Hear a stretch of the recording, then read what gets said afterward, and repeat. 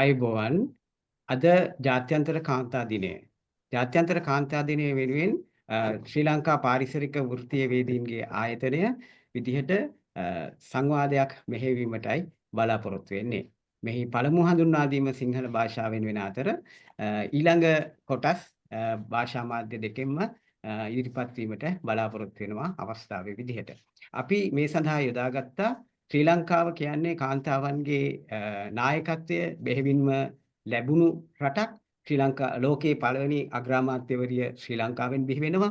ඊට පස්සේ අග්‍රාමාත්‍යවරියන් දෙදෙනෙක් බිහි වෙලා ඉනවා. වර්තමාන අග්‍රාමාත්‍යවරියත් කාන්තාවක් වීම විශේෂ ලක්ෂණයක්. අපේ ශ්‍රී ලංකා පාරිසරික වෘත්තීය වේදීන්ගේ ආයතනයේ කාන්තා නායකත්වය එකතු කරගනිමින් අද අපි පවත්වන මේ සංවාදයේ මෙහෙවන්නට මම ගෞරවයෙන් ආරාධනා කරනවා රනුෂි Siripala මහත්මියට. Ranushi Siripala is an ecologist of Sri Lanka Land Development Corporation who was graduated from Department of Plant Sciences of University of Colombo, and she holds a Master of Business Administration from Australian Institute of Business Management, Australia, and postgraduate diploma in environmental management from University of Moratuwa. She is a chartered environmental professional of our own organization, Institute of Environmental Professionals Sri Lanka, and attorney at law with special interest in environmental law.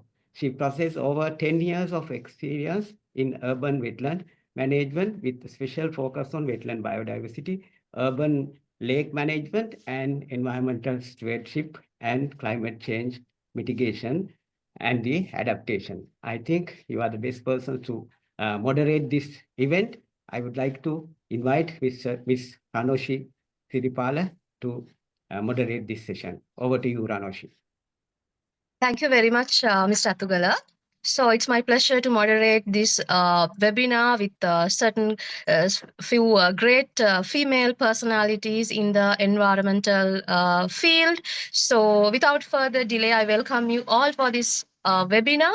And today we come together to honor the incredible contributions of women across the world, especially in the field of environmental conservation and sustainability.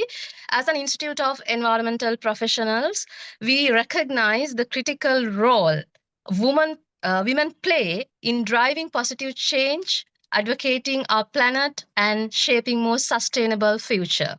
We are excited to hear from 5 great leaders in the environmental sector, leading female personalities to share their insights, experiences, and vision for a more inclusive environmentally conscious world.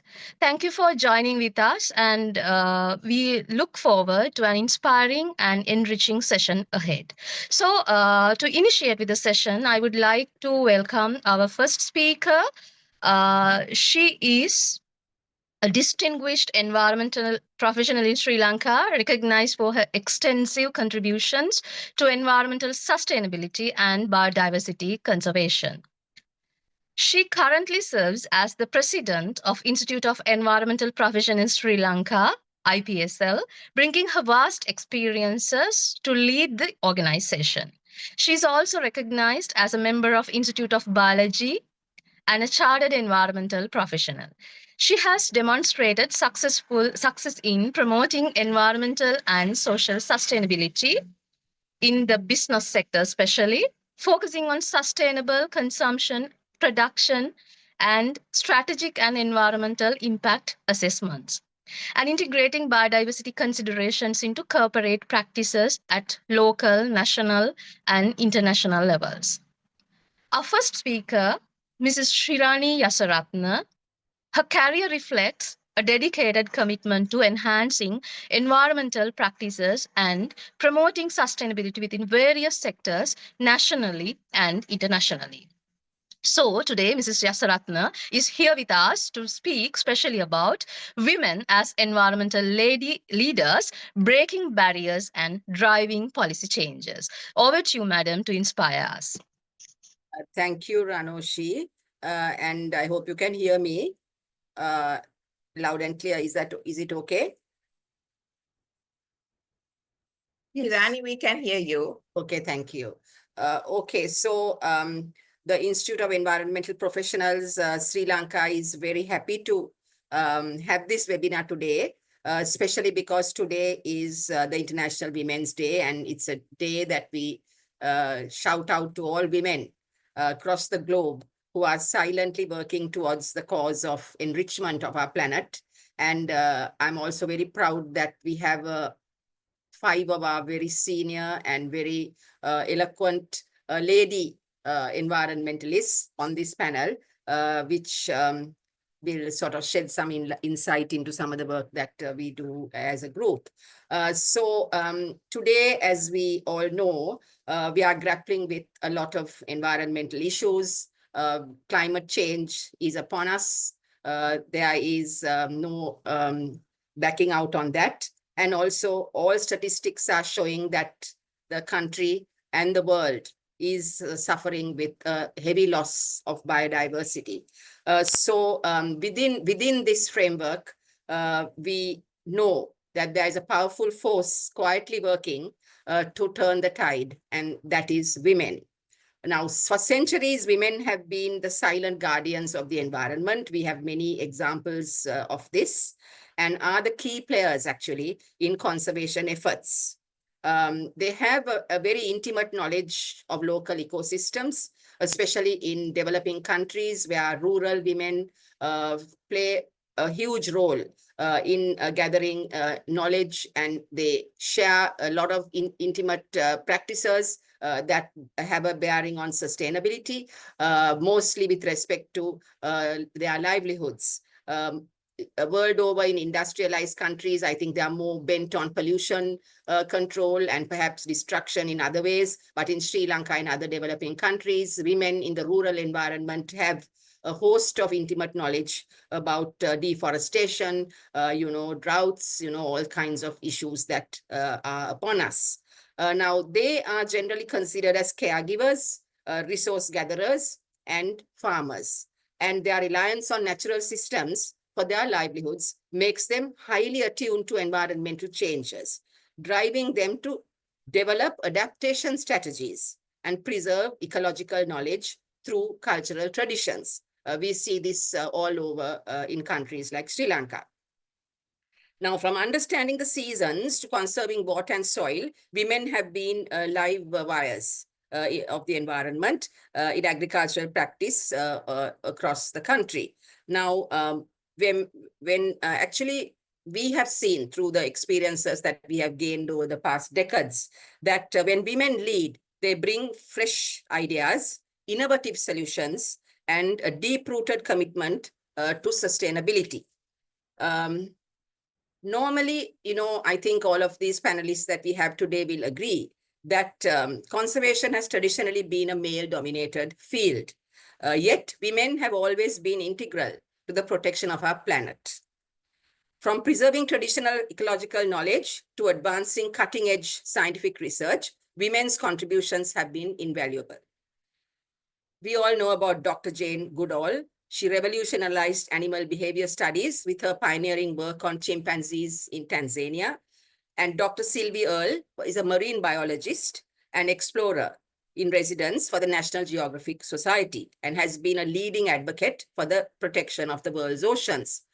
We also have among us ladies or women like Dr. Asha DeVos, who is also pioneering male-dominated areas and working on marine conservation and resources management in the ocean environment. So we have many such examples of women who have played a pioneering role in looking at science and behavioral studies.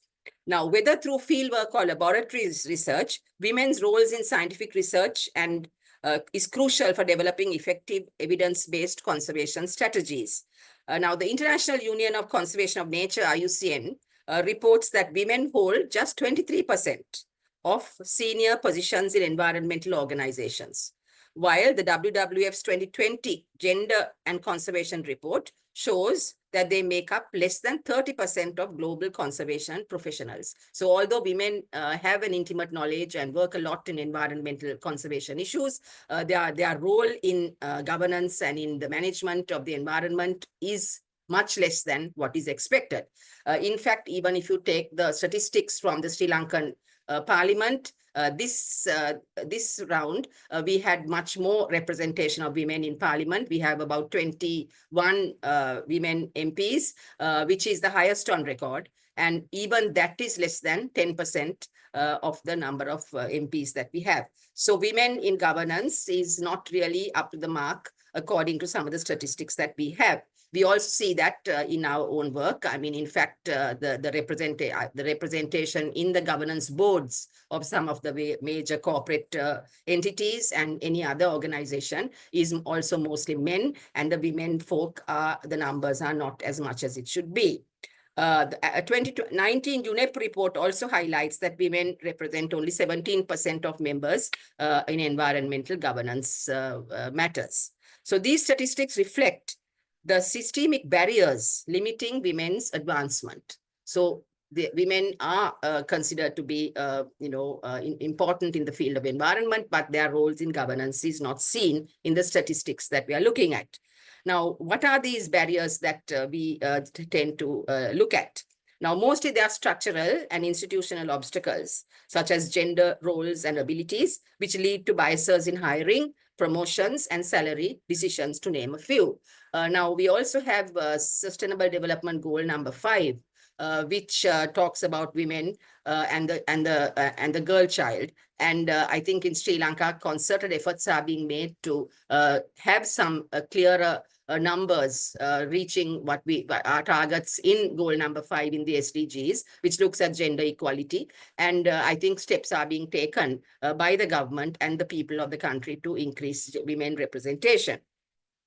Now, research by McKinsey and Company also show that companies with greater gender diversity in leadership are more likely to achieve higher profitability, emphasizing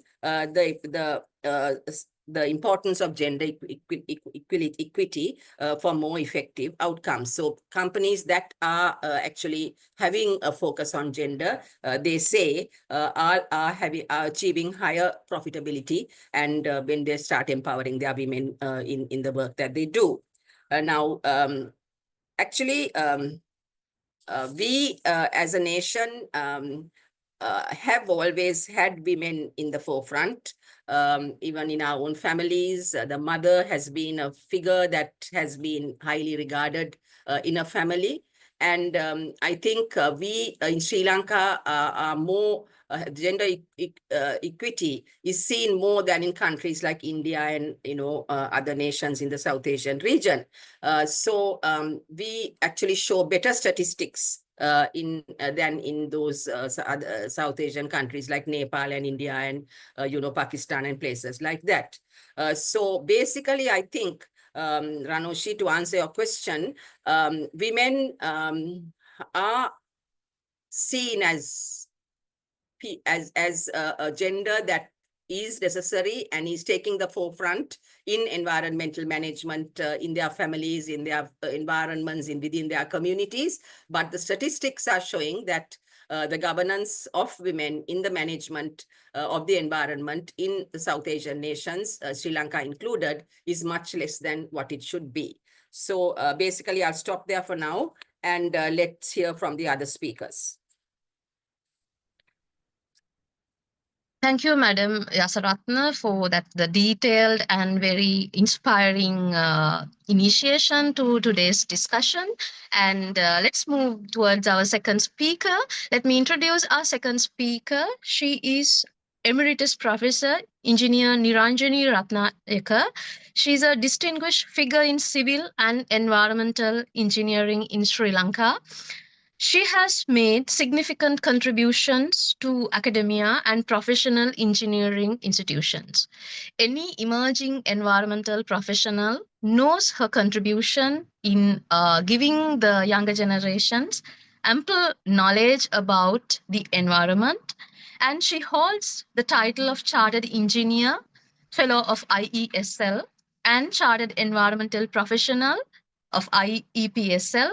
She served as president of Institution of Engineers, Sri Lanka, during 2017-2018 term. held the position of President of Institute of Environmental Professionals Sri Lanka for the term 2021 to 2022 and 2022 to 2023. And the chairperson of National Science and Technology Commission of Sri Lanka. Her research encompasses environmental engineering, water supply, waste management, and environmental impact assessments. Professor Ratnayake's career reflects her dedication to advancing engineering, education, and environmental sustainability in Sri Lanka. Today, we have Professor Ratnayake to mainly discuss about innovative solutions for sustainability, women-led projects and initiatives. Over to you, madam. Thank you. Thank you, Ranushi. I'm really honored to be here today when we are celebrating the International Women's Day to share my thoughts on the topic, innovative solutions for sustainability, women-led projects and initiatives. Sustainability has been a matter very close to my heart. As a civil engineer specializing in environmental engineering, we have been finding solutions to many problems caused by the unsustainable practices of humans, leading to resource depletion, environmental degradation, and pollution of the environment. When the traditional solutions are no longer good enough, we have to go for innovative solutions. For example, 30 to 40 years ago, the way to handle pollution was to collect waste, treat it to improve the quality, and discharge it into the environment. Now we know that such a solution is no longer good enough, as we have realized that the earth cannot provide us the resources at the rate that we are depleting them. Then, of course, there is climate change happening right under our noses, which is caused by uncontrolled emission of carbon dioxide and other greenhouse gases due to, again, our unsustainable practices. We can't expect people to go back to living the lifestyles of pre-industrialized era. The only way forward is to look for innovative solutions to reduce the impact of our actions on the limited natural resources, giving the natural processes of regeneration to take place, so that the future generations will also have sufficient resources to satisfy their needs. Some such innovative solutions that have been proposed and are in fact being used in many countries are things like renewable energy technologies such as solar, wind, tidal, pumped storage, green hydrogen, and so on, to reduce and waste to energy to reduce the carbon emissions. As you know, energy production using fossil fuels is the highest contributor to carbon emissions. Then there is circular economy practices, mainly for consumer goods, aiming to use products as long as possible, reducing waste and using resources more efficiently. Sharing, reusing, repairing, refurbishing, recycling, and upcycling items. Then there are things like precision agriculture and vertical farming using hydroponics, biodegradable packaging, green building materials, smart grids and energy management systems, carbon capture and utilization for production of things like synthetic fuels, chemicals, so that it is not released back into the atmosphere, closing the water cycle in industries by innovative water treatment technology, and things like that. So these are the available innovative solutions for sustainability of our resources. Now let us look at the woman's role in these innovative solutions. Women's contribution to innovation and sustainability are driven by the biological, psychological, and socio-cultural factors. One thing is that women are known to be having this ability to think holistically and multitasking. Women naturally consider long-term impacts and interconnected systems, making them effective sustainability leaders. Another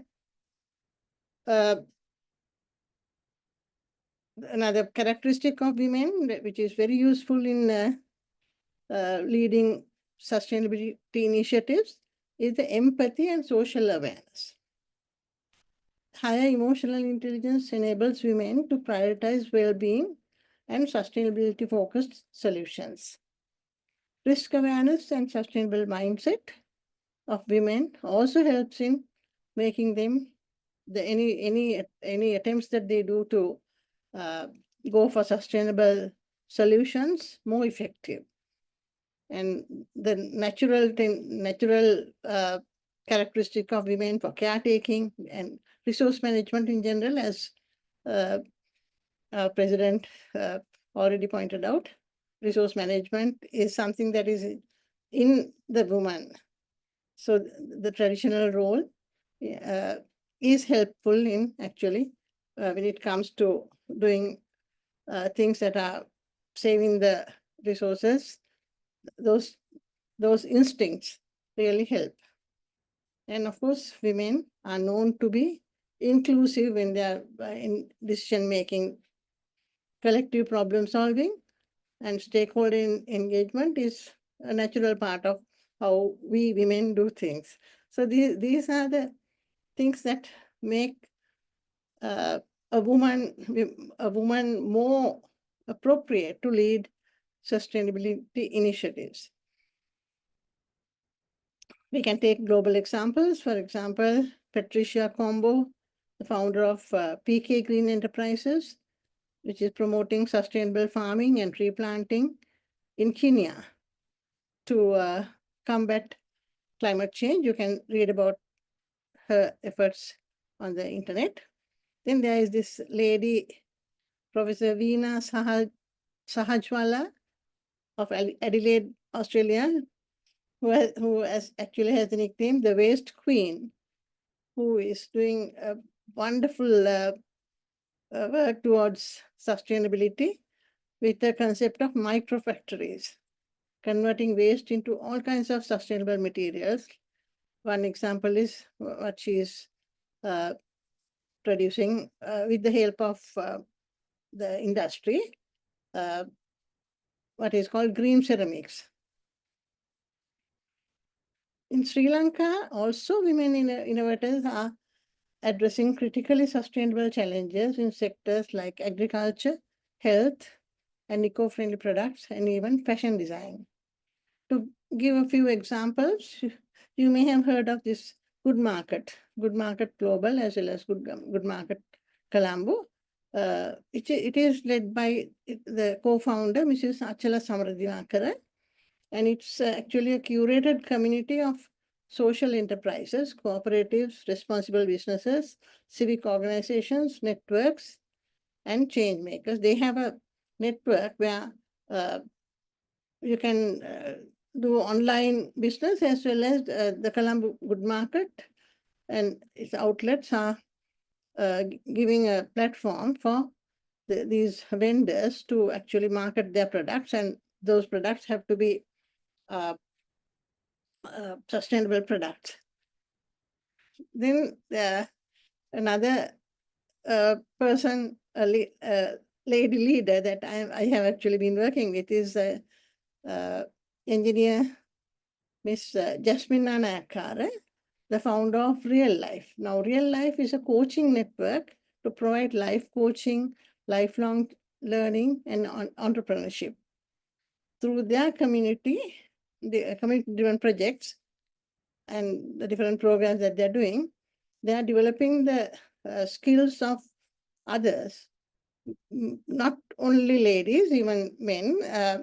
They are actually helping to network with each other. And then she also has her own brand called O-Girl and Oriel to promote eco-conscious lifestyle and contribute to the social and environmental well-being.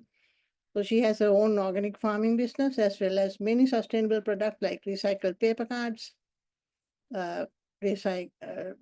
notebooks, pens, flower arrangements, and other decor using recycled materials and natural products.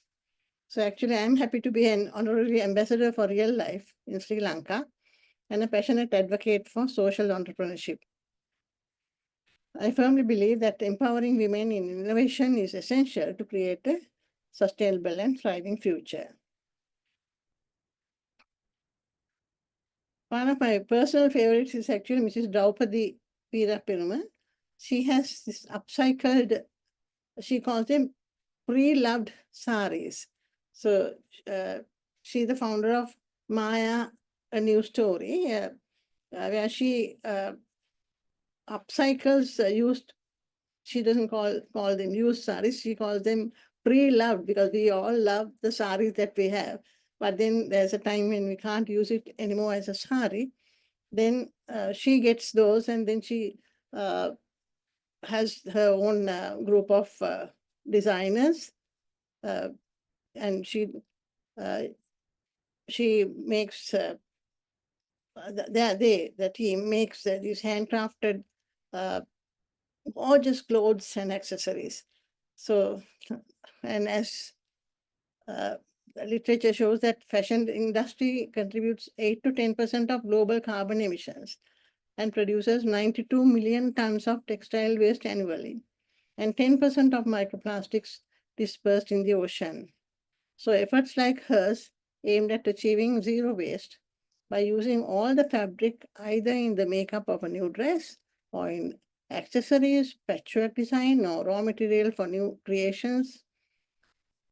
So that kind of thing is what we really need to achieve sustainability.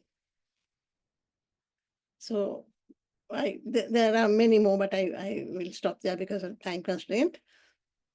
Some of the positive impacts of women-led sustainability initiatives are that they provide economic growth and job creation.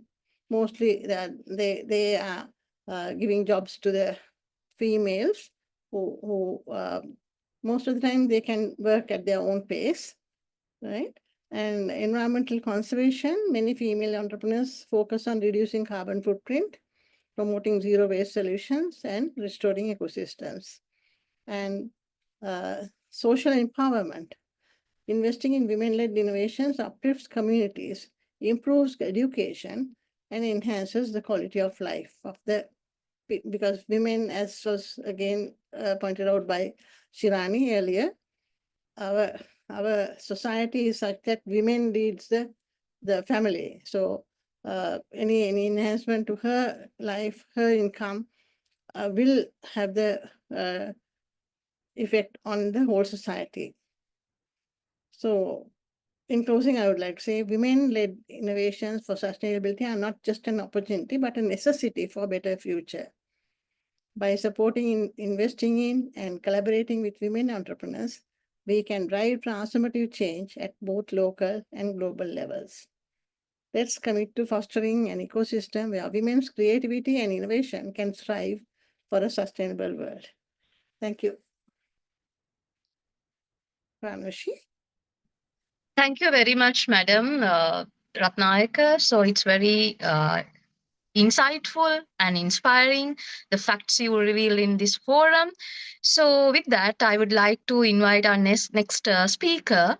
She is Mrs. Terancy Samarawickrama, who has over 16 years of experience in the field of environmental management, particularly in the industrial sector. She holds a BSc Honours degree in Applied Science from Rajarata University of Sri Lanka and has pursued a Master of Business Administration in International Business from the University of Colombo. Currently, she serves as an Assistant Director at a leading statutory body in Sri Lanka. She is an active member of several professional institutes, including Institute of Environmental Professionals, Sri Lanka, Green Building Council of Sri Lanka, Institute of Biology, Lanka Responsible Care Council, Sustainable Consumption and Production Forum, Sri Lanka, and her research interests include climate change, waste management, and green building concepts. She has also contributed as an evaluator, auditor, and a resource person for various national level programs related to environmental management. So today she will be more mainly discussing about challenges and opportunities, gender inclusivity in environmental career. Over to you, Mrs. Terancy. Thank you very much, Ms. Ranwashi, for your nice introduction about me. So I think first of all, I would like to thank the IEPSL for organizing such a wonderful webinar focusing on the contemporary issues of Sri Lanka currently facing by the women in the field of environment profession. So I would like to open my remarks as like this. Being a woman is a challenge. We know all that. And being a woman and choosing our profession in the field of environment would be another big challenge. So as environment professional, we need to welcome all these challenges and the benefits or opportunities when we are looking forward for progressing our careers in the environmental profession. So I have so many experiences when I'm carrying out my duties in our offices and working with other line agencies every day. But I would like to focus more on 4 key challenges currently facing by the environmental professionals like me in our field. So first, I would like to talk about the gender bias and discriminations. That can be seen everywhere in the country, irrespective of our profession or irrespective of institute. In corporate sector and government sector, we can see this type of gender bias and discrimination. So if we can talk more on when recruiting people, especially women for vacancies, and when promoting people, and when granting scholarship, whether local and foreign, and selecting people or women for the training programs, that type of gender bias and discrimination can be seen. So I have always, and sometimes I have experienced such things in my life also. So this can hinder the access to education, training, leadership positions, and in the field of environment. So I would like to share my another experience with you. So as environment professional, we need to carry out inspection in daily basis, sometimes once a week or twice a week like that. However, when you are going to the field and recommending some solution to sort out environment problems to the people in that area, that sometimes they wouldn't be hearing to us, or the recommendations made by us would not be taken by the industrialists or the public, because they might be consider that are the recommendations coming out from a woman. That's the case. Sometimes I have experienced those kind of things in my professional life. So we need to face that challenges, and we need to overcome that barriers also when we are leading our pathway or career in the future also. So another challenge I have experienced in my profession is underrepresentation. Actually, although Madam Yasaratne also explained that, and Professor Niranjanie Ratnayake also explained that we have innovative solutions inside our community, but 25 representation of female is not always there. Even at an interview, when we are facing for an interview, the interview panel includes sometimes no female representation, only male representation. The decision coming out from that interviews, sometimes may be not fair, or sometimes may be biased. So inclusiveness of the females in the interview panel would be more beneficial for our profession progression. And Ranushi, I think you also may agree with me, you cannot see many women playing the role of sustainable manager in many corporate sector, or sometimes in the government sector. The leading roles, the key management roles won't be taken up by sometimes by females, who won't be given to females, even they are very talented or skillful. So this environment sector, so I perceive that it is a kind of male dominated one, leading to lack of female role models, limited networking opportunities. So that is the second challenge I want to share my experiences with you. And the third challenge I would like to share with you is the pay gap. I think this pay gap cannot be seen much more in the government sector. However, I see that pay gap in the corporate sector, because sometimes you may have seen that advertisement in the corporate sector include the clause such as salary is negotiable. Suppose that one lady candidate or female candidate and a male candidate is facing for the same interview for the same position, but the corporate management would like to hire the male candidate over the female candidate. Sometimes if they are hiring the female candidates for the same position, the salary paid for that female candidate would be less than the expected they are paying for the male candidate. So likewise, there's a pay gap, I think. It is also a challenge when as an environment professional, when we are progressing in our career in the ladder. So the second, then the fourth challenge I would like to share with you is the work-life balance. Work-life balance. We know that we all are women. Sometimes we are a mother. Sometimes we are a wife. We have to have the help of our family members from your husband. Otherwise, we cannot do our work at your office very well. So balancing the work life is the much more challenge when we are progressing our career in the environment field.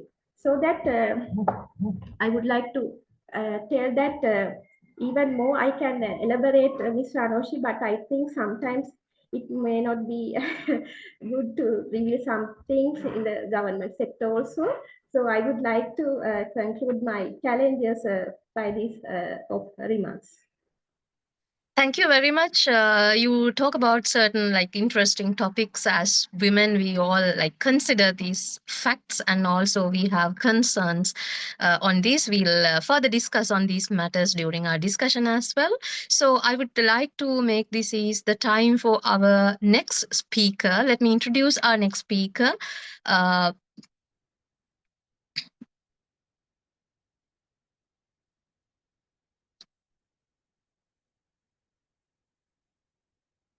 Yes. Next, I would like to invite Professor Hemanthi Ranasinghe, a senior professor in forestry and environmental science at University of Sri Jadanapura. Furthermore, she's a chartered environmental professional, chartered biologist, board member of Central Environmental Authority, editor of the Sri Lanka Association of Advancement of Quality and Productivity, advisor at Center for Evaluation and consultant in the areas of forestry, biodiversity, environmental assessments, monitoring and evaluation of projects and programs. Her expert areas include climate change, forestry, agroforestry, environmental assessment, monitoring and evaluation, green productivity. She holds the BSc Honours in Botany from University of Kelaniya, MSc in Forestry from University of Sri Jadanapura, PhD in Forestry from University of Wales, United Kingdom, and she's the winner of Professional Woman of the Year by the Women's Chamber of Commerce in year 2000. So without further delay, I would like to hear from you, Madam, dear Professor Hemanthi Ranasinghe, over to you. Thank you very much, Ranoshi. And also to my dear Institute of Environmental Professionals for organizing such a very topical event today, which is very, very important. In fact, imagine a world where the solutions to our planet's greatest crisis, which is now climate change, is not only innovative, but also inclusive, where all men and women take part, not only in adaptation and mitigation, but decision-making. So that is where we want to go. So when we talk about women, women are both victims of climate change and also very powerful agents of the crisis. Because I think it was mentioned by my predecessors that they are caregivers. So they are the center of the household, and they are the caregivers. They play a critical role in natural resource management, just making sure that there would be food on the table, planting food, procuring food, cultivating food, getting water, fetching firewood, and also agriculture, household energy use, waste management, so that we manage our own waste in the house, recycle our waste, and also making them essential stakeholders in all these climate mitigation activities. So the holistic approach that is rooted in this caregiving and community well-being, not only to their own households, but to their own community, they just become champions in climate change, especially climate change adaptation and mitigation in their own communities. So, but we must say that they are facing challenges. Like, for example, in Sri Lanka, 31% of the Sri Lankan households are female-headed, and 53% of the agricultural workforce are women.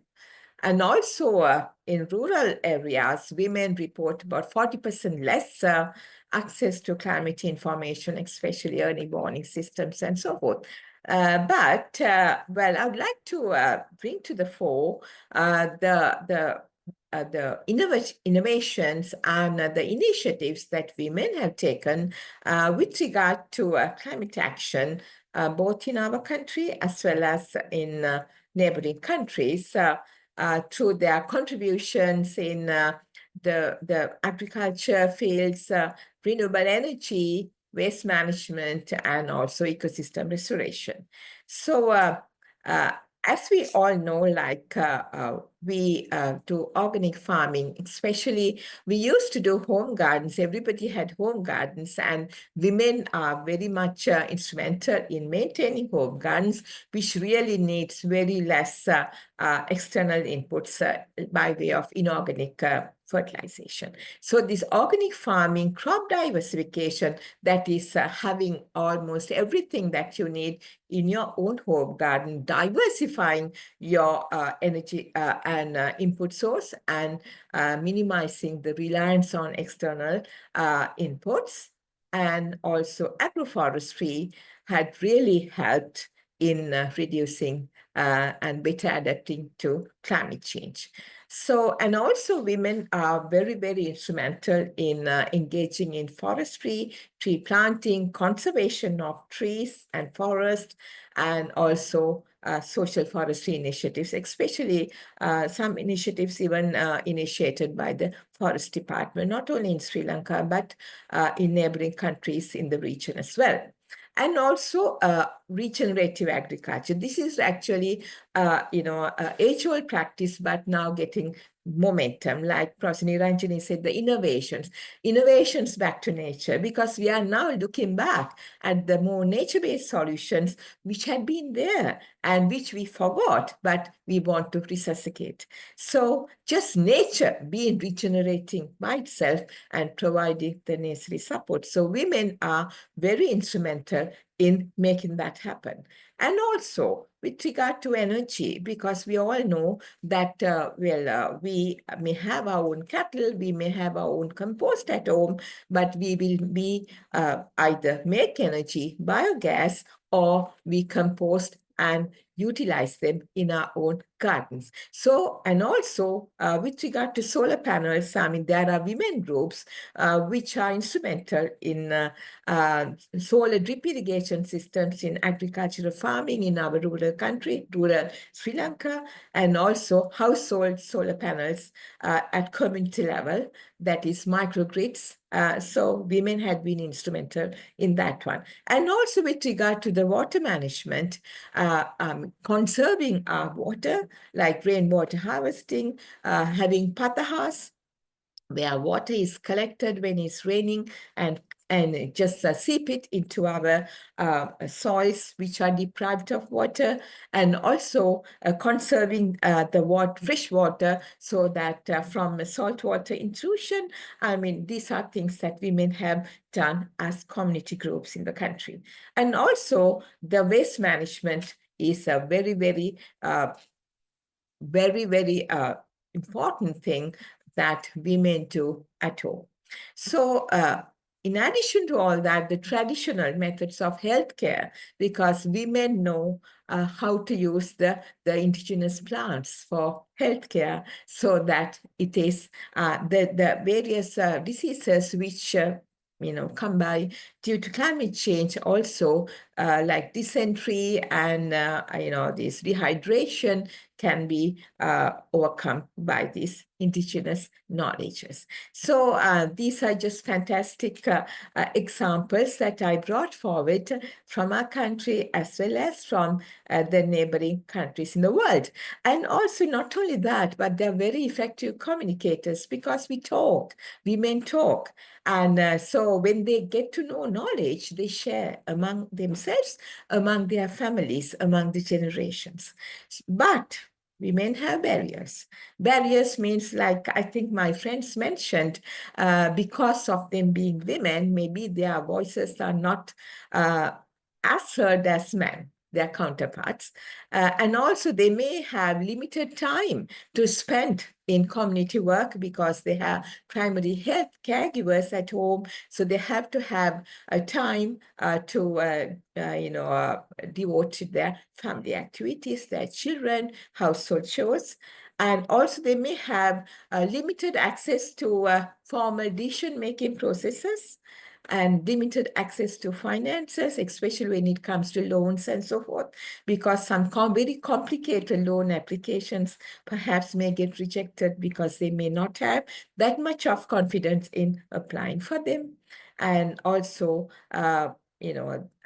these things might deter them from getting into the mainstream. But actions are already being taken at the global and regional and even local level. I know that because I've been working in the field of climate change as a woman, which I'm proud of for the past 10 years, both in policymaking and action planning, and also working with women throughout the country. So I know that gender mainstreaming had been a very important initiative in all the policies and action plans, but it has to be really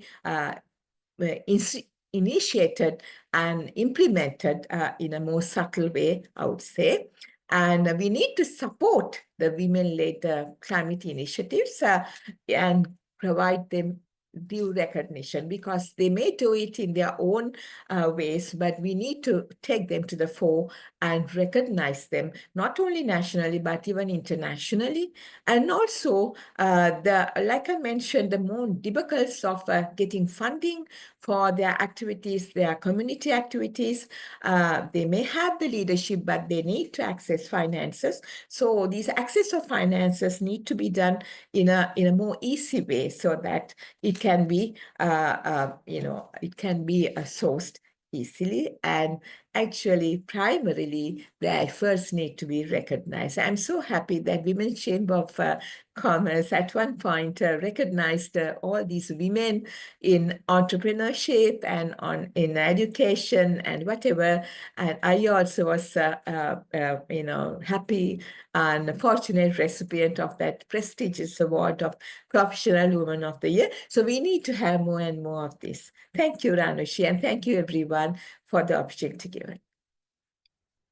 Thank you very much, Madam, for sharing your knowledge with us today. So without further delay, I would like to move into our last speaker of the day, that is Dr. Arusha Hemamali, an environmental professional specializing in environmental engineering and waste management. She currently serves as a university lecturer at the Faculty of Technology of University of Sri Jadanapura, Geocycle Holcim Lanka Limited, and INSEE EcoCycle, where she has contributed to the proper management of municipal solid waste to create a waste-free Sri Lanka. Her research focuses mainly on waste to material and energy recovery within circular economy framework, emphasizing material flow analysis for circular economic pathways. She is an active member of the One Planet Network, contributing to sustainable consumption and production initiatives. While having a title of Chartered Environmental Professional of IEPSL, Dr. Arosha Hemamali contribute to influence the fields of environmental engineering and waste management through her academic and professional endeavors.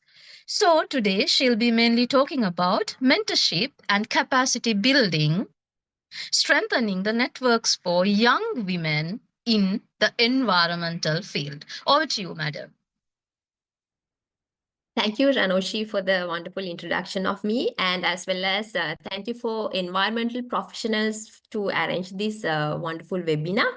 So in my context, I would like to express my ideas on mentorship and capacity building, strengthening network for the young women in environmental field.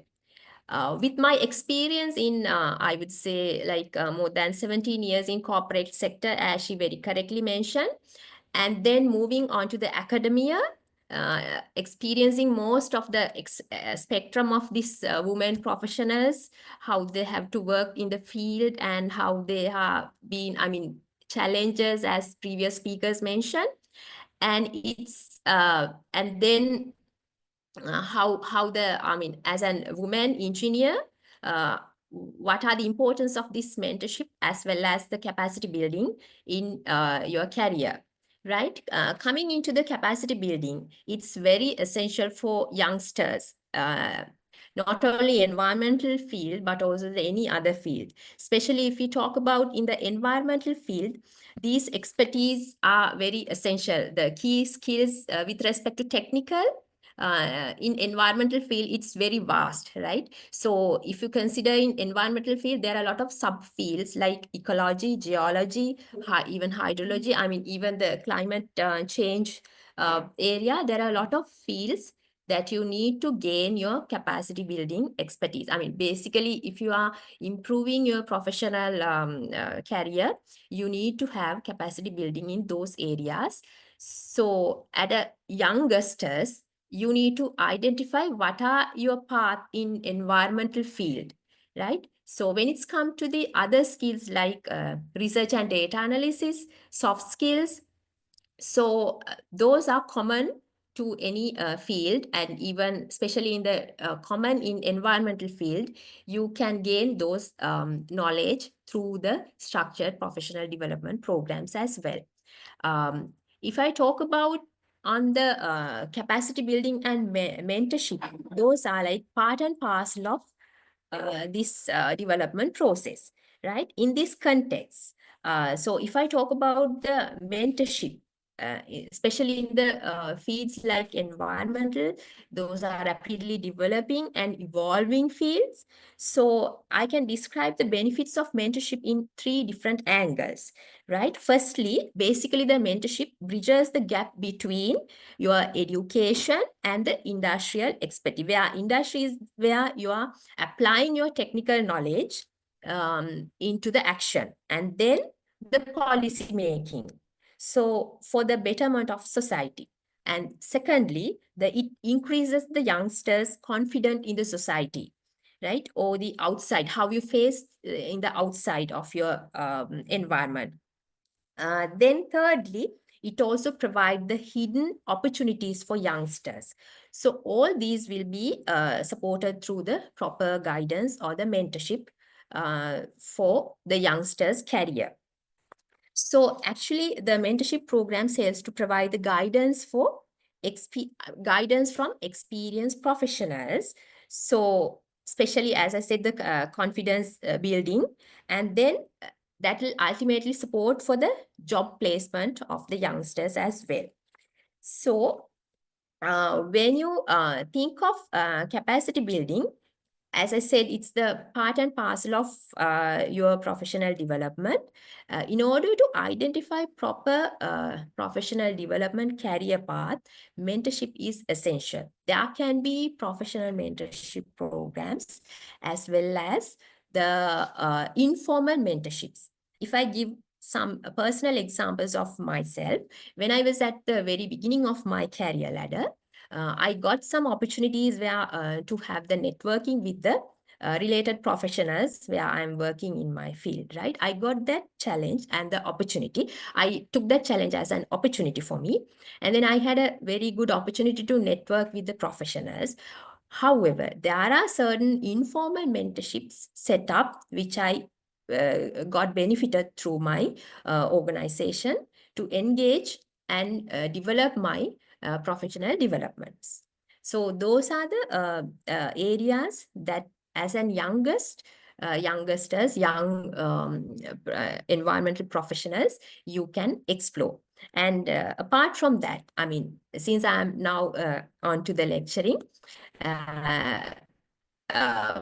we have like in annually we do have the 2 semesters to do the technical teaching for them, and there I am facing, I mean, almost 400 students per year. So all these students are trained for the technical capacity building. However, they need to give the capacity building, some understanding, some mentorship for them to their capacity building. So there we can, I mean, as a senior people, we can advocate them the certain paths for their professional development through professional development programs. So there we need to advocate them in one is to identify their proper career path. Another is to give inform them the opportunities that are available in the outside for them to have a proper networking and build their career. So actually, all in all, mentorship empowers the young professionals, especially women, to overcome their career barriers. And when it's come to the capacity building, actually it supports to develop their required skills, which will support for them to excel in their future. And finally, the networking is a sort of turning point of the youngsters to excel their career ladder. Other than, I mean, as our responsibility should be, if you are like a senior profession, consider to be a mentor in your career, in your career, so then you can nicely grow up the youngsters and support them to grow up in their career ladder. If you are a young professional, especially in the environmental field, you need to seek the mentorship. It can be frame you, it will support to frame you in your career. And you need to try to, I mean, you try to develop the various skills align with your professional development and actively build your network. Those are the key areas as young professionals that you need to support and you need to gain. And when it's come to the women professional, as previously mentioned, there are actually a lot of challenges as well as the barriers, because you have to manage your home as well as engage your professional career and deliver your professional commitments. So actually it's the mentorship would be a very supportive arm that you can get the benefit out of it. And same time, you can focus on your professional development. There are a lot of opportunities for you to get. And I hope as a women, together we can improve our youngsters and support them through mentorship as well as the capacity building, give them support on the capacity building. Thank you, Ranushi. Thank you very much, Dr. Arusha. I think actually this program is especially commemorating the International Women's Day. IPSL has taken this important discussion to inspire the younger environmental professionals who are our members, to give them an opportunity to hear from these great personalities, to get them to shape their future works, getting all these inspiration. So we successfully ended up the first round of the discussion today in the webinar. So we would like to invite you all to join with us for the second round of the webinar, which is the moderated question round. So I have set certain questions for you, the distinguished the panel of experts today. So first I would like to ask Madam Yasaratne. We always talk about the women in discrimination, women in inequalities, and all these negative sides of the discussions. At the same time, I see, I have met certain characters, the female iconic personalities who inspire and who work in a very passionate manner to add certain extra value to the field of environmental conservation. So I would like to ask you, how do you think the role of women in environmental leadership differs from that of men, and what unique qualities do women bring to the table in this sector? Ranoshi, this for me is a difficult question because when I began my career 4 decades ago, I was a young girl who was taken into the Central Environmental Authority by a panel of men. I think one of our speakers mentioned that, you get panels, interview panels, and most of the people in those panels are men. And in my case also, there were 3 or 4 gentlemen who interviewed me to take me into this position, and had the confidence that I would do what was necessary. So in that case, from my experience, and since then, I worked in a circle full of men with very few ladies in the Central Environmental Authority, and never in one day have I faced any form of discrimination. They were always extremely nice to me. They valued my work. They took on whatever I did as an exceptionally good piece of work that was needed for the environmental field. And thus, from me, it is difficult for me to say that there was any discrimination on my part. But that's not to say that it doesn't happen. It certainly does. And even in our own way, we find that when we put out advertisements, when we call young people for interviews, I have heard some men in the panel say, we have to realize that these ladies will be taking, holidays for various maternal reasons. We also have to be aware that they probably will have children, and then, they will take their maternity leave, and we'll have to then make do without them when the time comes. So, these kinds of conversations go on, but today the situation has changed drastically. And in the corporate world that I work in now, gender equity is one of the main things that they look at. They are very concerned about women. They give them a lot of space to grow. They even allow them a lot of, way. And I think Terancy mentioned that, people need some space to work with their families. That is, after all, the priority that women have. And, that word discrimination is slowly disappearing, in Sri Lanka at least. Recently, I was lucky to go as a guest to an all-women-led hotel that was opened by the Thema Collection called Ambayalu in Dambulla. The whole hotel is with women, from the driver to the chef to the maintenance person to the people who bring in the luggage to the various rooms. And there also I heard that this particular hotel was opened by Thema Collection because they wanted women to feel safe in their working environments. And the ladies who spoke there said that in certain hotels, they face some kind of discrimination, in the fact that they were ladies. So, steps of this sort are being taken, and Sri Lanka has always been very innovative in this regard.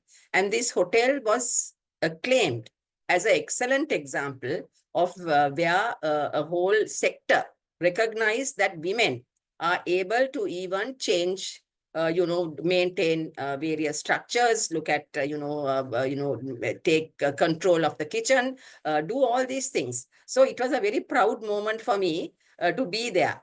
And in fact, there were a lot of ladies there, Anoshi, who came from a hotel, training school. And it was lovely to sort of be there to say that, we have gone through this all. And you guys take it from us that there is a place for you and that you can always thrive in your profession. So, it was lovely to also hear all these ladies who spoke. They have excelled in what they have done in the education field, in the corporate world, in state organizations, and there is no reason why that Sri Lankan girls should worry when it comes to even hard work like a civil engineer would do. One very good example we have is our own Professor Niranjanie Ratnayake, who has excelled in the civil engineering profession and is today recognized as a renowned engineer in her work. So, when again, I like to also mention that when I was a young, professional, I read the book by Rachel Carson on the silent spring. And actually, it's her who brought out the fact that pesticide pollution was silencing that spring that she was observing almost on a daily basis. And there was no activity, there was no noise, there was no dragonflies, there were no birds, and that DDT was causing this whole thing. And actually in 1962, she's the person who brought recognition to this field. And that also, I'm proud to say, was a woman. So women have always been there when it mattered. And apart from that, we have, as Hemanti mentioned, an excellent chamber of women's chamber of industry and commerce, which is looking at entrepreneurial development, which is looking at giving the business acumen to women, to showing them that, they can be the leader in their households, that they can, take the steps necessary, training them, giving them opportunities to exhibit their products, to market them. These are things that, and I think that chamber that we are talking about is the only one of such a kind in the world. And it is, of course, again, a Sri Lankan initiative. It's a very strong body of very committed women. Then you may remember people like Irangani Serasinga, who started Rukrakagan. It is also something like the Chipko movement that, was in India, where women hugged the trees when the cutters came to cut the forest. They simply hugged the trees, and that Chipko movement was, born. So similarly, Rukrakaganno, all led by women, is even today looking after the forest, that we have. So, women have taken a leading role in Sri Lanka. And I mean, not that I say that there is no discrimination, but it is very good here in Sri Lanka. Women are recognized, women are given a place, and classy woman is timeless, is what I want to say, I mean, this is really my experience, and I think maybe my fellow panelists will also agree with me that they have always been held. Recently, I went to Professor Hemanti Ranasinghe's felicitation, where she was highly regarded by her male colleagues. So it makes us proud that these ladies have done what they have to do, and our institute is even more prouder to have them taking the lead role. So that's my answer to you.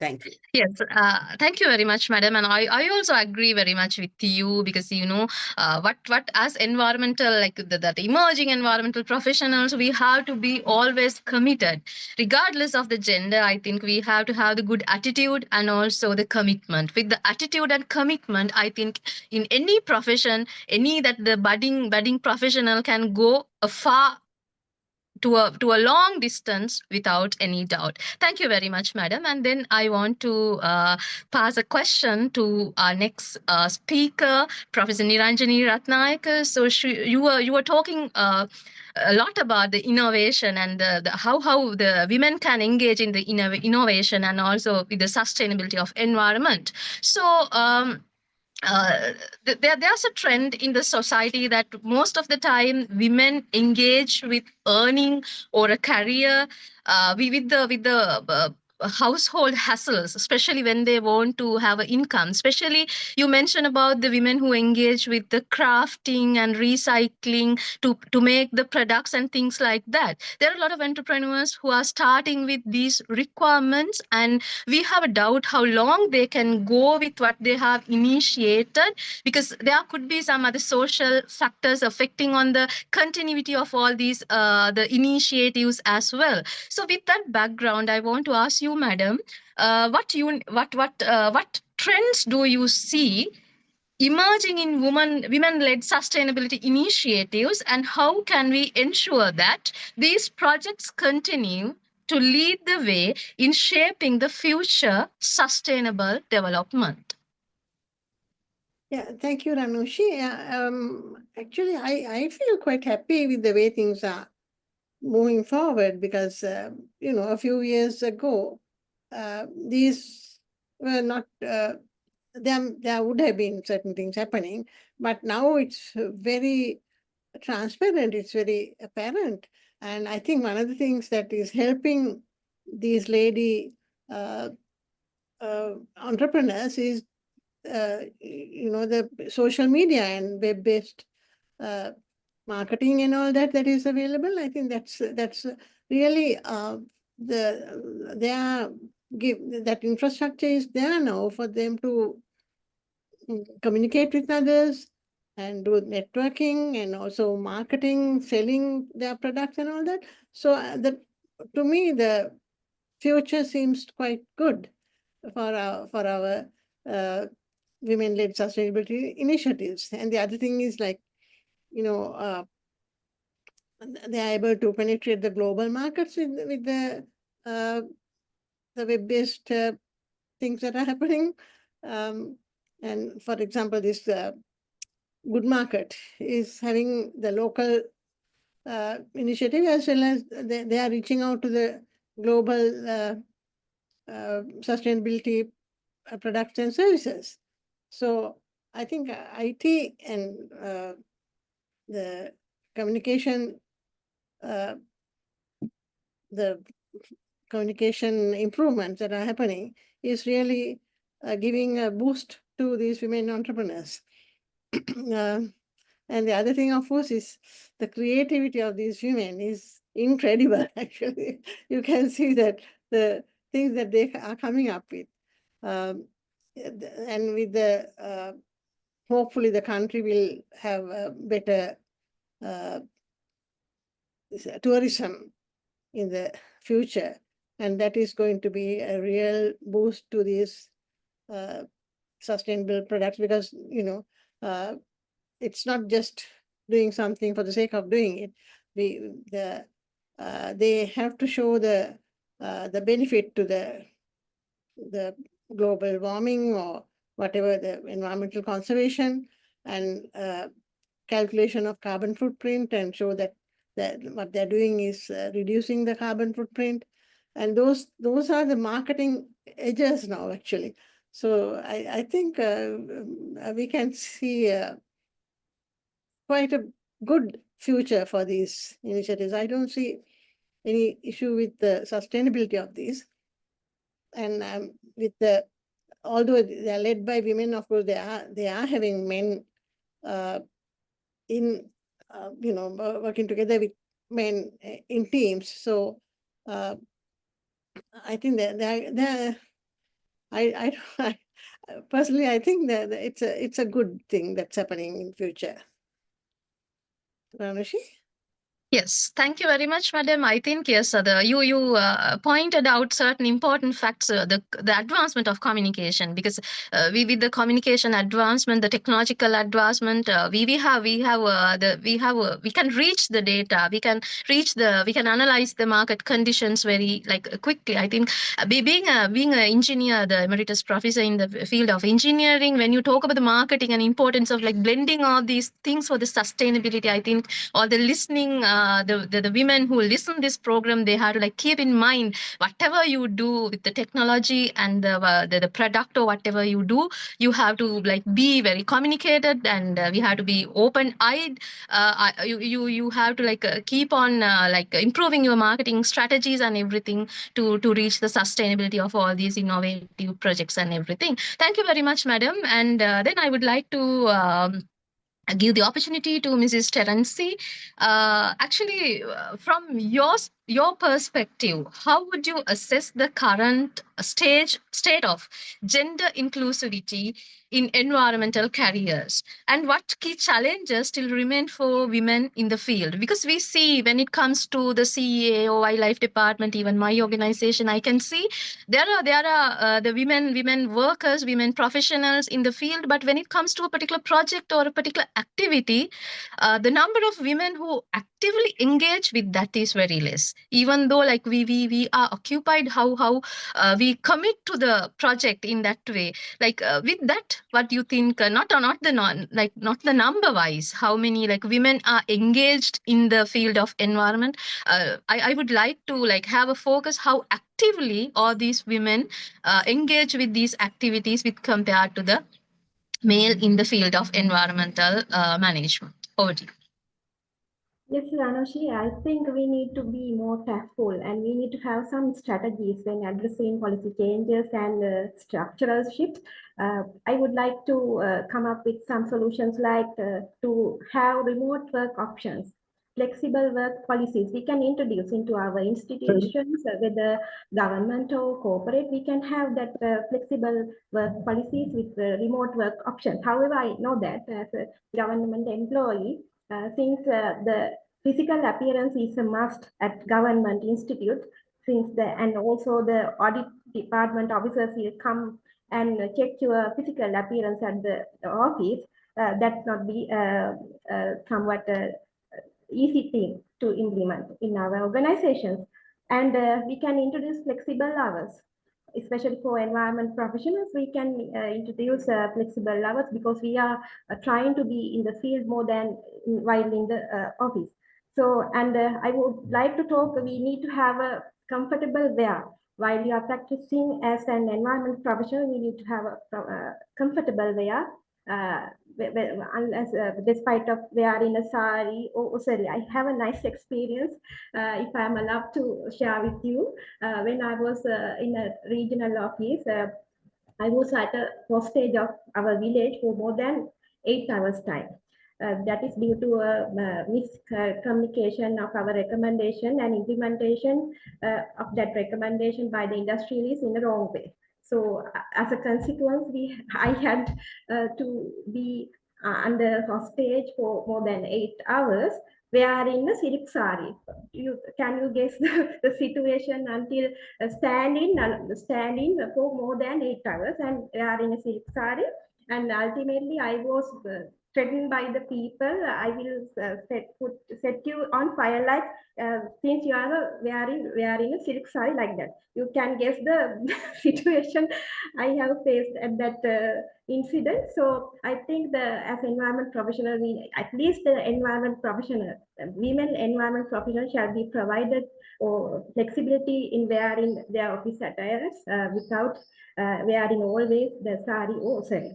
Then we can introduce mentorship and sponsorship programs. We can support aspiring female leaders in our profession, and this program shall include guidance and career development resources also. Then we can increase the visibility of women in leadership, as clearly mentioned by Madam Shiranee Yasaratne. leadership roles by appraising their achievements and highlighting the contribution into the field. Every day, not every day, but in a specific event even, we can appraise them always. It's an easy thing, I think. You need the human qualities to appraise another one. So I know that as women, we have human qualities more than men's and kindness also in our heart. So with that, we can do that. And Madam Hemanti also discuss about the climate change and all, and our role as an environment professional in mitigation climate change. So we can introduce gender responsive climate policies, and by that we can address the women unique vulnerabilities and contributions, and considered in adaptation, mitigation, and technology strategies. And yeah, since Madam Niranjanie talking about what was talking about that carbon footprint and all, I would like to say, wearing a sari and washing the sari a 6 yard with a 6 yard length, it is a wasting of our water, energy. Likewise, we know that. So, so as an environmentalist, we cannot reduce our carbon footprint while we are in the sari. So we are performing to be a carbon footprint reducing person, but we are not doing like that. So these are simple things we can consider about that. And the gender equality. We know that gender equality is one of the SDGs. However, and I, as a lawyer, I know that Ranoshi, you are a lawyer, and you know that Sri Lanka has ratified several international conventions of on human rights, including the Convention on the Elimination of All Forms of Discrimination Against Women.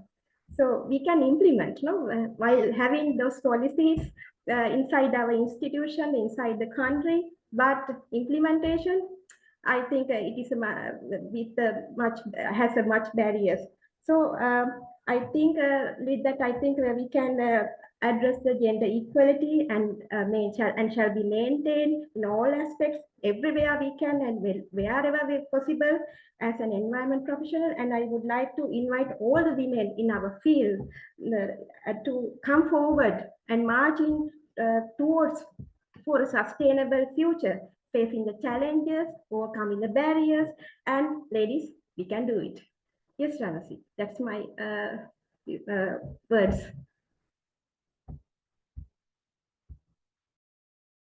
Yeah. Sorry. Thank you very much for sharing your, the experiences, the hassles we day-to-day face, especially in the work and everything. I think now the society is shifting into a better, the culture to like have the flexible hours and also work from home facilities we took from that the COVID period, and those were actually like a good initiatives for us to like balance the household activities and our work at the field. So with that, I would like to turn towards Professor Hemanti. Madam Hemanti, I want to like ask you a question. We discussed about the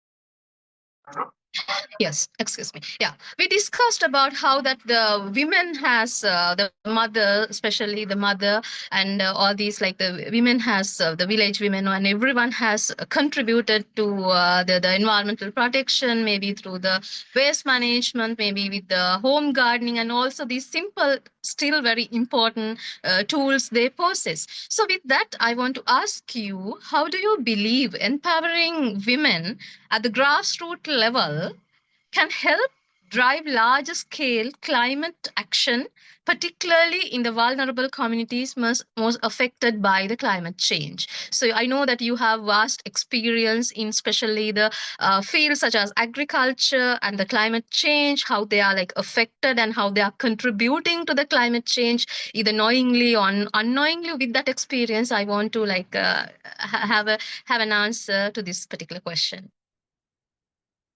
Thank you, Ranoshi. Actually, like Shiranee said earlier, that I feel that I'm very happy at the way country and the world is going in this context, because the women's contribution in sustainable development and especially the topic of my talk, the climate action, has already been recognized well in Sri Lanka, in the region, as well as internationally. So because all I mentioned earlier, that women being the centerpiece of decision-making in the house, in their own communities, with their vast integrated knowledge, coming from traditional knowledge mixed up with the more modern knowledge, really plays a very important role. And it has been proved already. So now what we some gaps that had been mentioned by me earlier is that their contribution needs to come to the fore, to be mainstreamed and to be recognized, and any gaps in perhaps their emerging as leaders in climate action, their access to funding to conduct climate action in their own communities, and also their contribution being recognized are the things that I emphasized need to be mainstreamed, and it is happening slowly but surely. So if I take some examples from Sri Lanka, and I know that the National Environment Action Plan has been revised now, and gender disaggregation has been an important part and parcel of it. And also the National Climate Policy in 2023 has a very important, very subtle component on gender integration. And I was actually instrumental in the NDCs, updating the NDCs from 2020 to 2030, 21 to 2030, and also the NDC implementation plan for the same period. And gender aspect was a very, very important aspect. In almost all the adaptation sectors. There are a lot of adaptation sectors and mitigation sectors in the NDCs, and in almost all the sections, the gender disaggregation was mainstreamed, and also in the revised National Adaptation Plan of Sri Lanka. So, and also based on the National Adaptation Plan of Sri Lanka, we prepared provincial adaptation plans for all the 9 provinces. And in there also, gender is a very important component, because we identified what are the activities which really needs this gender disaggregation. And based on the data that's collected in a more scientific way, we included that into the action plan so that it is mainstream, so that gender is really mainstreamed, and so that women and men are not just one, but then their individual roles have been identified in the development agenda, especially in climate action.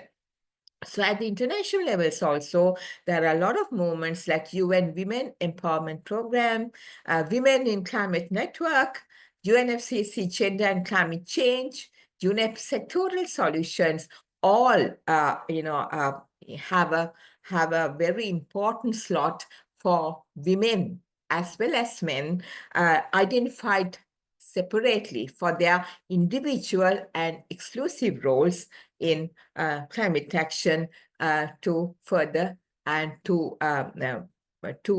work towards a more sustainable world. So all in all, I must say, as a professional and also as a woman, I must say that in closing that I am also a woman who was in a field which is dominated by men. It is forestry. So way back when I was recruited as a lecturer in forestry, I mean, maybe it was rather unthinkable, and a woman could go this way, this far, in an area which is usually dominated by men. But like Shiranee mentioned, when you prove yourself, women also have a very big stake, because they really need to empower themselves. They need to do better. I always tell my students that, okay, if you are in a man's world, then you can't be equal, but you have to be better. So when you are better, when you prove yourself, I mean, you gain recognition, you gain respect from your fellows, and then you are equal. So that is the way to go. And I'm happy that I have come this far. And I'm happy for my colleagues also who are in the panel, as well as my women collaborators in the country, as well as in the world, when we celebrate this International Women's Day. You know, we praise ourselves for our own achievement, for being a woman, but making a difference in the world. Thank you.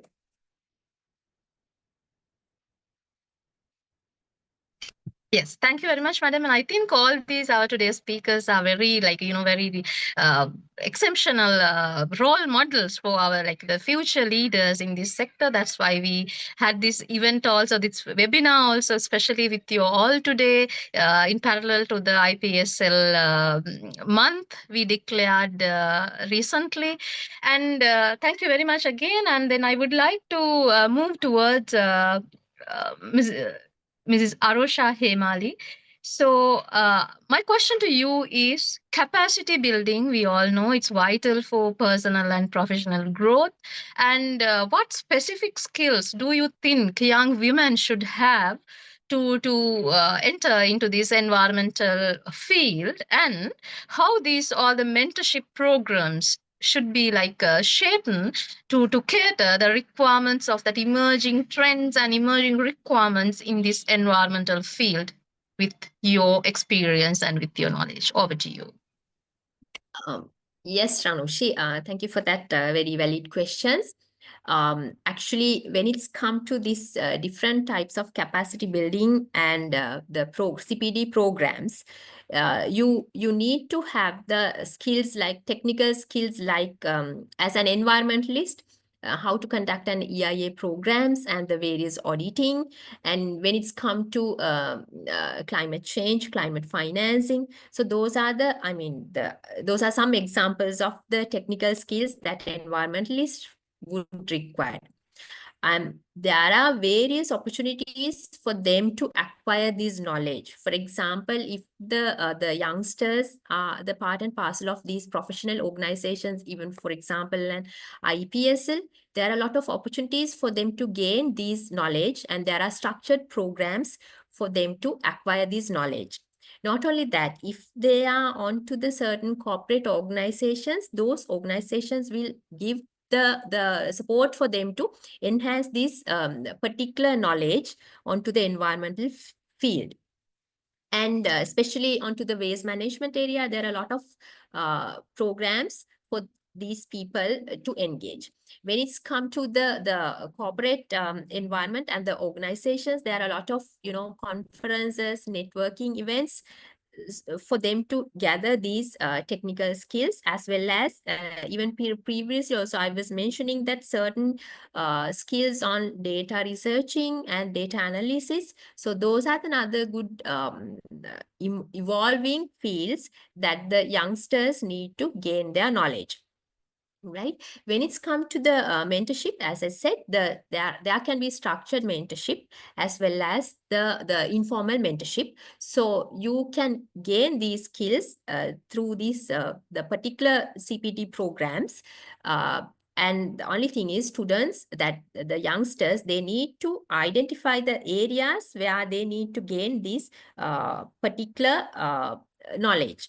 So as an environmental professionals and the professional organizations, that's their duty to tap these youngsters on a proper manner, empowering their knowledge and providing the knowledge. One classic example which I recently come across, actually, I happened to find the environmental related organizations for my undergraduates, for them to take the internship programs. Some organizations, they particularly request the female candidates. When I questioned from them why, what they told, that we have seen the capacity of women to handle multiple tasks at once. I mean, even now the corporates, they are looking at this caliber women in their organizations. That is very positive point which I have seen. I mean, it's apart from that, how we need to shape up these the youngsters through the CPD and through the mentorship.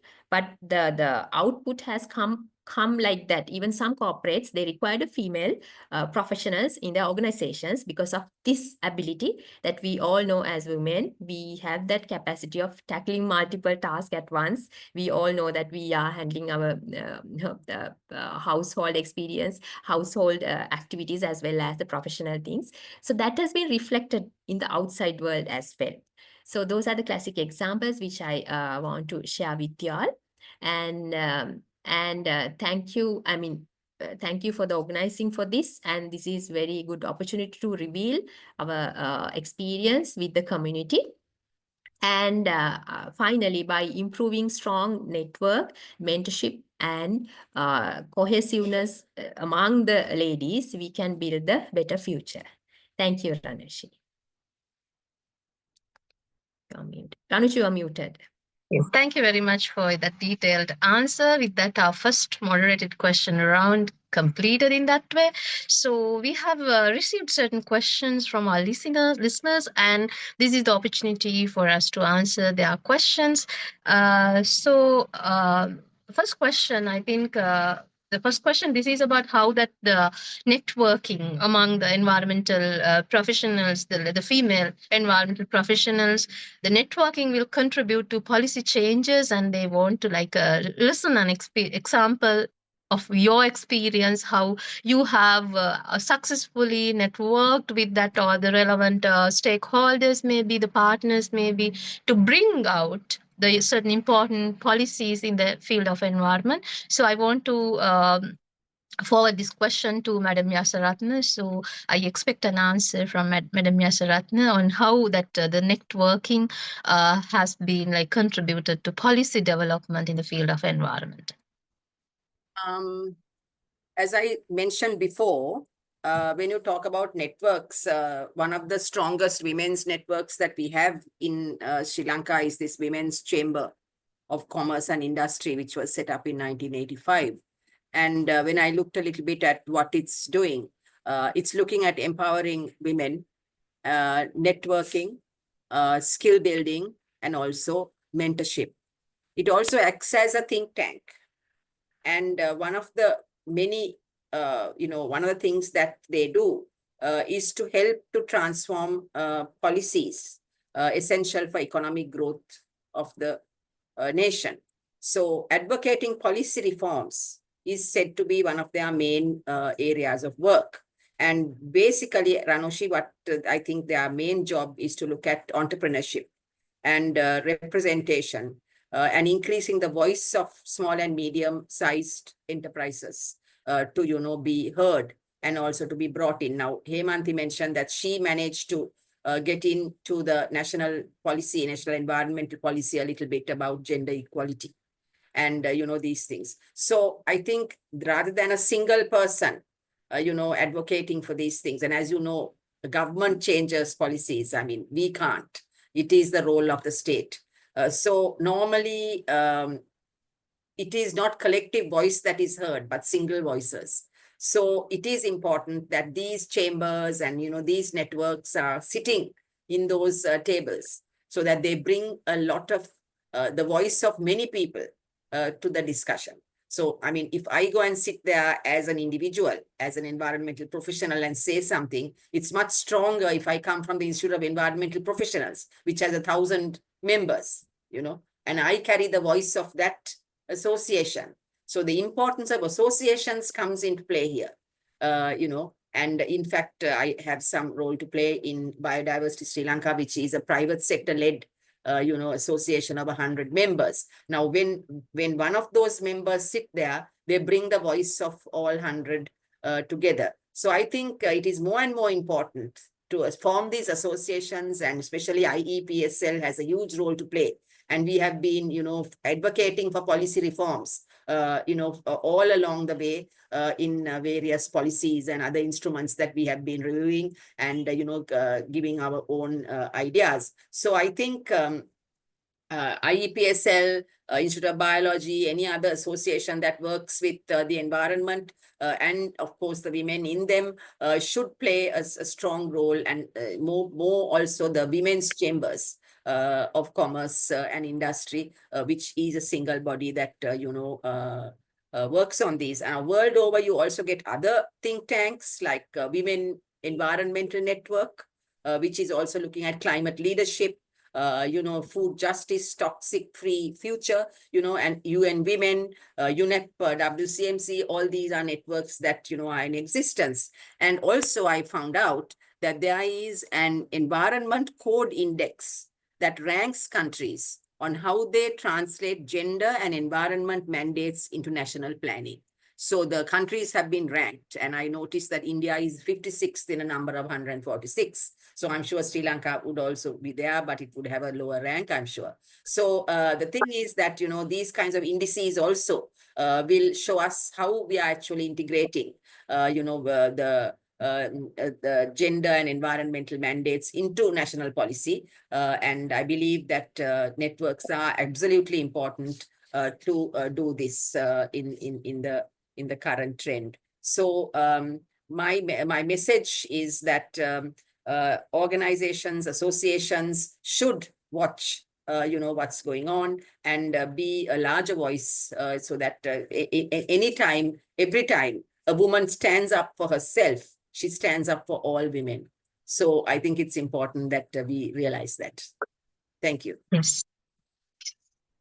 Thank you very much. It's a very sound message to our audience, and with your the detailed descriptions about all these networks and everything, I invite all our listeners, especially the women who listen to us. There are so many opportunities for us, and there are so many collaborations where you can actively engage with. So let's invite them as well with all these programs to have a voice to make a change, maybe in the policy I'm level. proud to say that IEPSL has an equal number of men and women, and has always had a very sound representation of women in their council.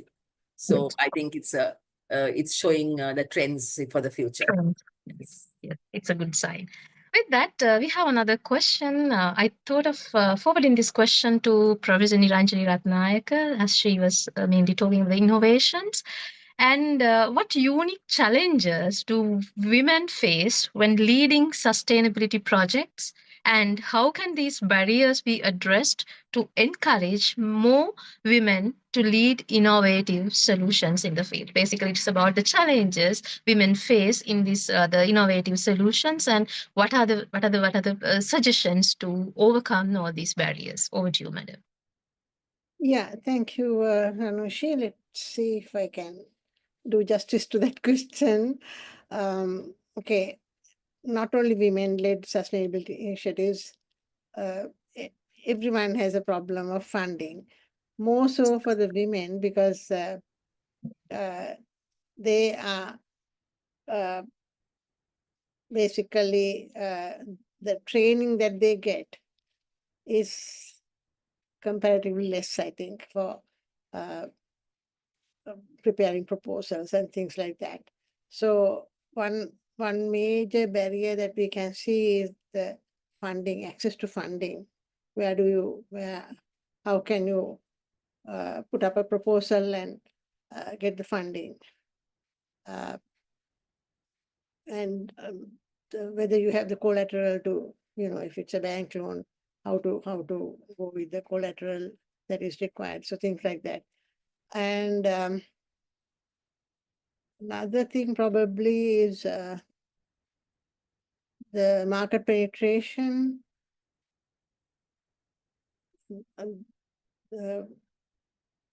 Again, it's a matter of not being used to this kind of thing, rather than inability. It's just that the ladies are generally not in the forefront of these, accessing markets and all that. So that may come as a barrier. And another thing probably there may be some, they may, again, awareness problem. So many legal implications are there with the navigating these legal frameworks is more, I think the women are less likely to be aware of how to get things done than the men counterparts.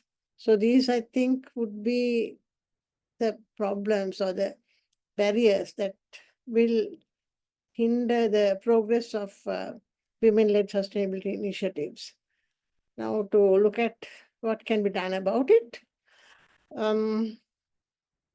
awareness creation, training, I think that is the main thing. The ladies need more training. And also, now as was discussed by Shiranee and all the others in their respective sharing of ideas, networking with each other, and also engaging in government and private sector stakeholder gatherings, international organizations that are available to give funding for these particular kinds of initiatives. Getting that kind of information is, I think, one of the main ways of overcoming this barrier. Then other thing is, of course, as I mentioned earlier in my earlier talk, also the data. We should be able to show evidence-based, scientific evidence to show that our initiative is actually sustainable, in the sense, not only the financial part of it, are we reducing the carbon footprint, by how much? So the carbon footprint calculation will have to be known. And are we reducing waste? How are we actually, it's not just a matter of, doing something, but then with facts and figures, if we can show that we are really contributing to sustainability, it's important that that training is also given to the people who are leading the initiatives, so that they can market that. You can see that many of these sustainability initiatives are marketed through either their carbon footprint reduction or the water footprint, ecological footprint. So those are the catchwords now that that publicize the efforts. So I think it's important that the ladies are given this training on how to do it. And of course, as I think it was one of our team was talking about is the skills needed. It's very important that they are provided with the skills needed for actually the technical skills needed, and also the mentorship, as was discussed by Arosha. So those things are also important in overcoming these barriers that are faced by the female entrepreneurs and those with the sustainability initiatives. I think it's just that basically not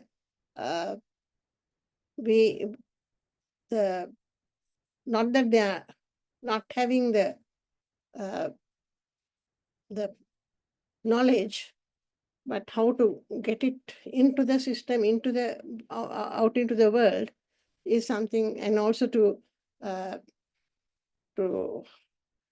market it in such a way that it is attractive to funding agencies and to the general public, is where I think they need a lot of support. If that is done, I think those women-led sustainability initiatives will be very, very attractive and very successful. Yes. Thank you very much, madam. I think, yeah, we have like project concepts, we have the project opportunities and the project requirements and everything, but we lack something to like make it a bankable project to like formulate it in the correct way, and also the robust decision making, the necessary that the scientific data and everything. So these are the areas where, dear listeners, you have to like focus more on if you are like planning to improve your career ladder through that environmental profession. So it's a very interesting topic to discuss with, but we have the time constraint always. So I would like to have one more question to Professor Hemanti, because the climate change is a trending topic where all these the budding environmental professionals can contribute actively. So I would like to have one more question from you. What role should governments and international organizations play in supporting women-led climate action initiatives, and how can they provide the resources and recognition needed to amplify these efforts to like promote the women-led climate change actions? What are the available opportunities for these ladies?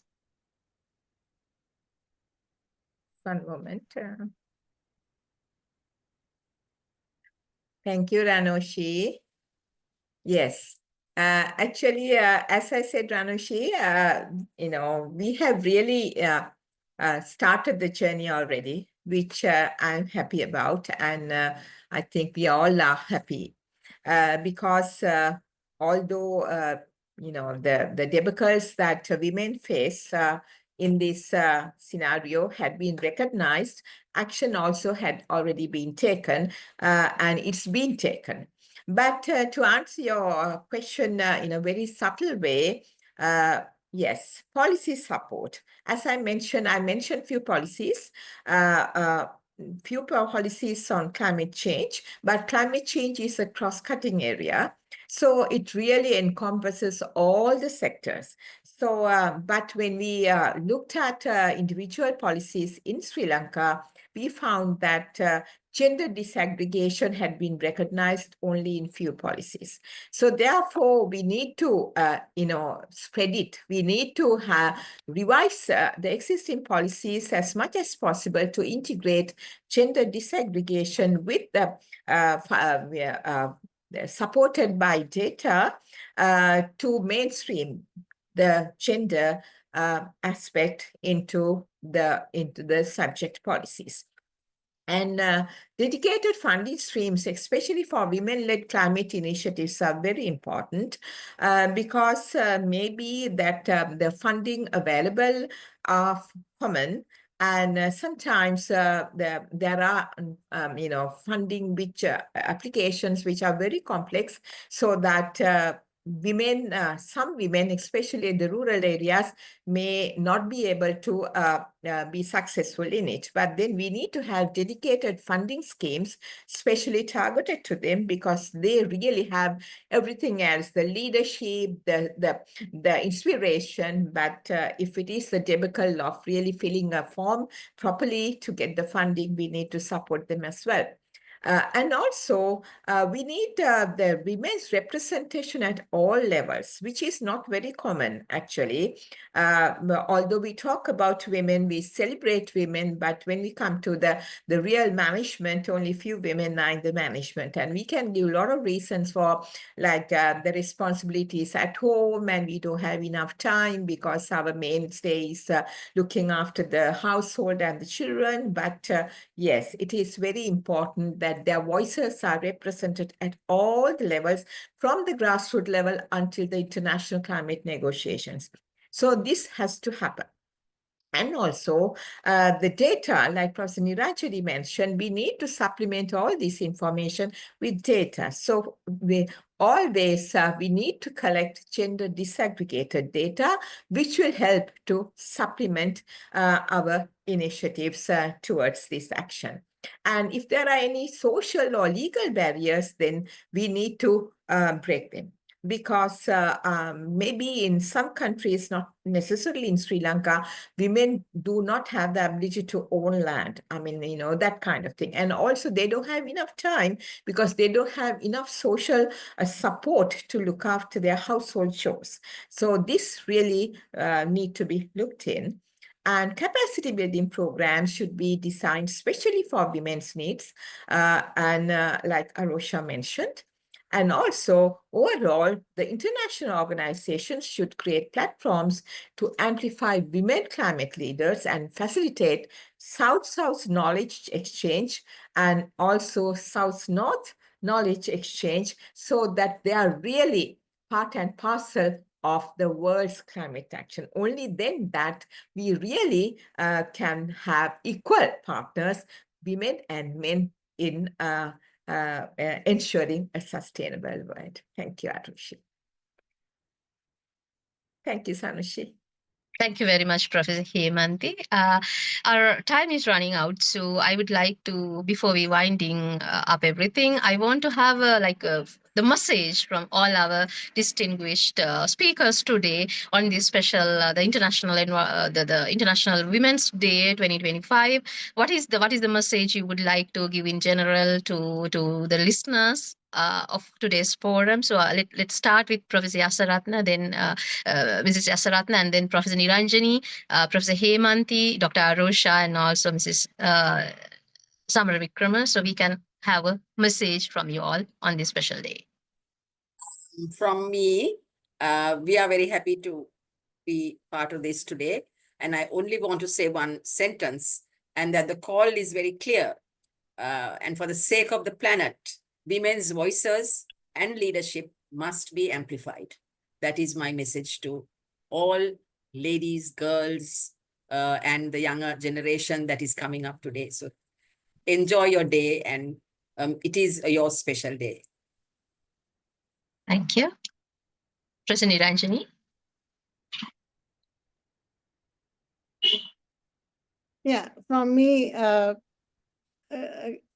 talking about innovative technologies and initiatives, women are no less than men in creativeness, in innovative thinking and all that. So we have a big role to play in making the world a better place and sustainable development of the world. So let's unite as women, and there is a lot that we can do. It's just that we need to think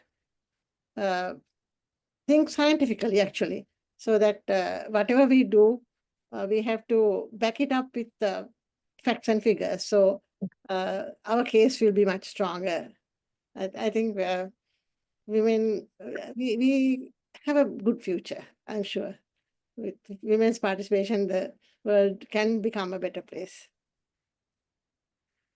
Thank you, Madam. And Professor Hemanti.